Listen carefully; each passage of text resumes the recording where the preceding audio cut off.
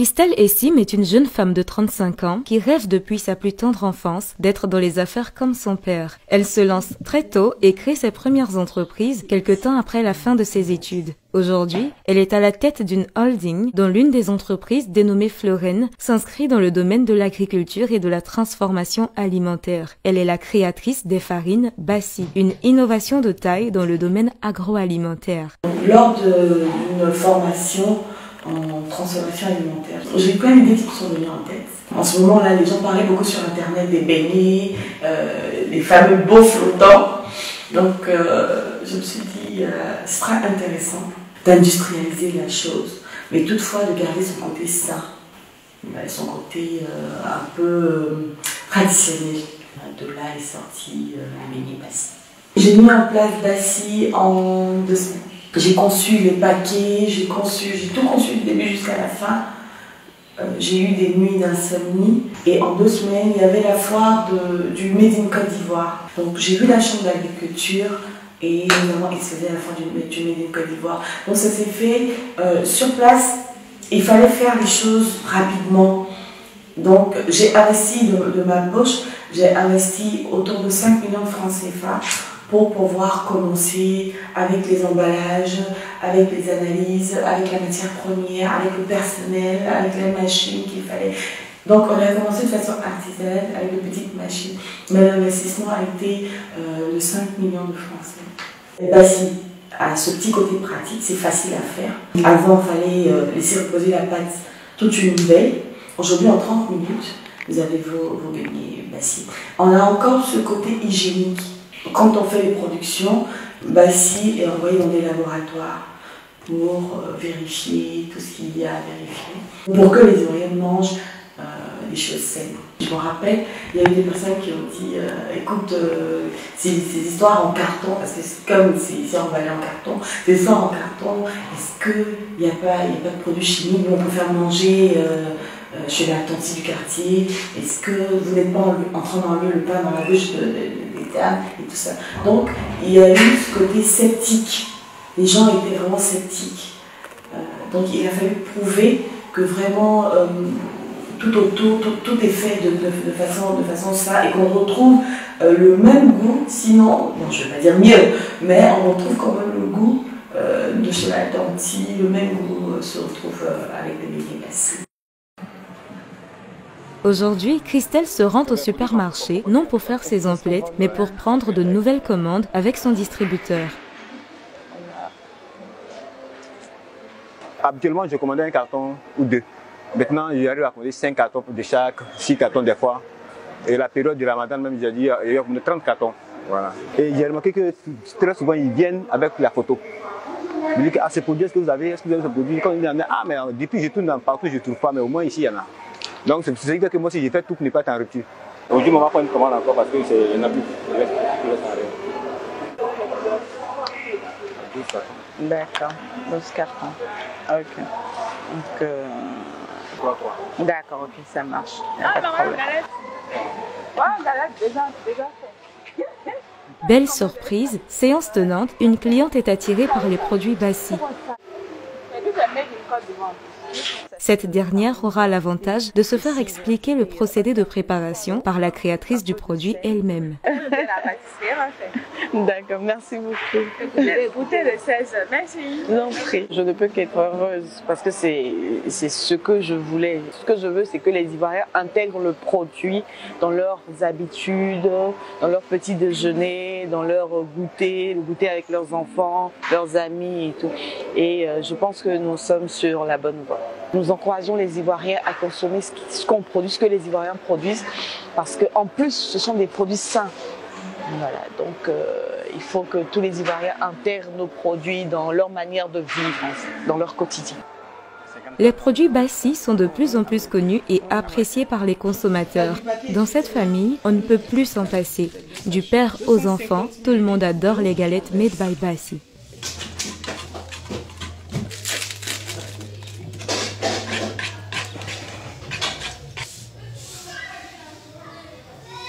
Après avoir mélangé la farine avec les 250 ml d'eau, on bat bien et ensuite on laisse reposer pendant 30 minutes. Voilà. Je connais les produits Bassi depuis la création de Bassi, depuis qu'on a commencé à voir les publicités de Bassi sur Internet. Moi, au départ, je voulais voir si c'était différent de ce qu'on faisait sur le marché. Et puis, je trouvais qu'il y avait un goût nettement meilleur. Je ne sais pas si c'est à cause de l'hygiène qui accompagnait ou c'était dû au fait que c'était moi-même qui faisais. Mais déjà, la conservation, on a droit au sucre glace, il y a des petits détails qui font la différence. Quand tu suis les instructions et que tu fais griller les galettes, ça prend moins de l'huile. Voilà, donc c'est la différence que je vois entre ça et les galettes de la maman du bord de la route.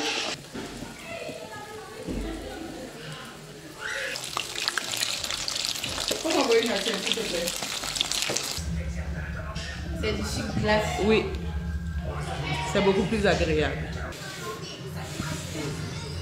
Il adore ça, comme tous les enfants d'ailleurs. Moi j'ai un restaurant à Génie 2000 et quand je fais les fêtes, j'utilise Bassi, on va dire en apéro. C'est le petit encas avant qu'on ne commence à manger, quand les invités arrivent, c'est ce qu'on leur sert. Mais sous toutes les formes, vermicelle, sucré et avec le sucre glace. Les gens adorent ça. Et forcément quand ils mangent, ils voient la différence, ils vont te demander tout de suite. Ça c'est fait maison, comment ça a été fait, parce qu'il n'y a pas d'huile dedans. C'est comme ça qu'on leur explique que non, c'est un produit qui est vendu au supermarché. Si vous aussi, vous voulez créer une entreprise manufacturière comme Christelle, soyez-en rassurés. L'État de Côte d'Ivoire a mis en place plusieurs structures pour vous accompagner, parmi lesquelles l'ADCI. L'ADCI, c'est l'Agence pour le développement et la compétitivité des industries de Côte d'Ivoire. C'est une agence qui a été créée en partenariat État du Côte d'Ivoire, secteur privé, pour pouvoir accompagner les entreprises industrielles ivoiriennes pour leur mise à niveau. Nous allons vers les entreprises et nous essayons de les amener à comprendre un peu le métier dans lequel elles ont investi, comprendre les marchés et comprendre comment opérer dans ces marchés-là. Quelles sont les règles de ces marchés? Ça, c'est la première approche qui est stratégique. Et la deuxième approche, c'est plus technique. C'est au sein des entreprises même, essayer de conforter leurs compétences opérationnelles sur le marketing, sur le management, sur la production, etc. Et donc, la DCI intervient pour vraiment donner les outils nécessaires aux chefs d'entreprise pour qu'ils puissent faire face, diriger leur entreprise et puis face à leur marché. Depuis qu'on a lancé le programme, on a accompagné environ 80 entreprises. Donc on leur a fait des plans de mise à niveau et aujourd'hui, ces entreprises-là ont un positionnement stratégique clair. Elles savent où elles vont, etc. Et puis on a fait également la mise en place des systèmes de qualité au sein de ces entreprises-là. Ce qui fait qu'aujourd'hui, elles sont mieux outillées pour répondre à leur marché. Aujourd'hui, les entreprises sont renforcées sur le plan compétences managériales, sur le plan production technique et puis sur le plan même vision stratégique. Puisqu'elles se développent, donc à terme, puisque là on vient de commencer il n'y a que 2 ans, à terme elles vont recruter, elles vont créer plus de richesses. Voilà. Gérer et mener à bien une activité manufacturière demande aussi certaines dispositions de la part des entrepreneurs. Le directeur général de l'industrie de Côte d'Ivoire, M. Komenan Mougo, vous livre de précieux conseils qui vous aideront à réussir votre aventure entrepreneuriale. On ne peut pas continuer à faire de la transformation avec du matériel obsolète ou vraiment vieux. Il faut qu'on ait les équipements adaptés. Alors pour ce faire, le gouvernement a des structures d'accompagnement comme IDT qui a été créé par le gouvernement pour faire des recherches qui vont jusqu'à la mise au point d'équipements pilotes. IDT fait beaucoup de formations et conseille les entreprises pour que ces entreprises puissent avoir les meilleurs équipements possibles. En plus d'IDT, nous avons le CDT, le Centre de démonstration de technologie, où on dispose d'un ensemble de technologies ivoiriennes ou extérieures qui servent donc à faire de la sensibilisation. Disons, les entreprises sont sensibilisées sur les meilleures technologies selon ce qu'ils veulent faire. Nous demandons vraiment aux PME d'aller vers ces structures pour avoir les meilleures technologies possibles. Il ne faut pas que dans l'euphorie de l'investissement, on aille acquérir une technologie qui n'est plus de mise, qui est dépassée et qui va obérer votre exploitation. Notre stratégie industrielle repose d'abord sur l'agro-industrie, mais aussi les autres secteurs. Mais quand vous prenez déjà l'agro-industrie, on a pas mal d'opportunités. Il est heureux de constater que nos frères et sœurs s'adonnent à cette activité manufacturière. Des fois, c'est les toutes petites entreprises, les TPE, mais qui sont dans le domaine de la transformation. C'est heureux. Mais on a un dispositif qui existe. Et il faut vraiment utiliser ce dispositif-là. Nous avons un bon code d'investissement qui a été revu en 2018.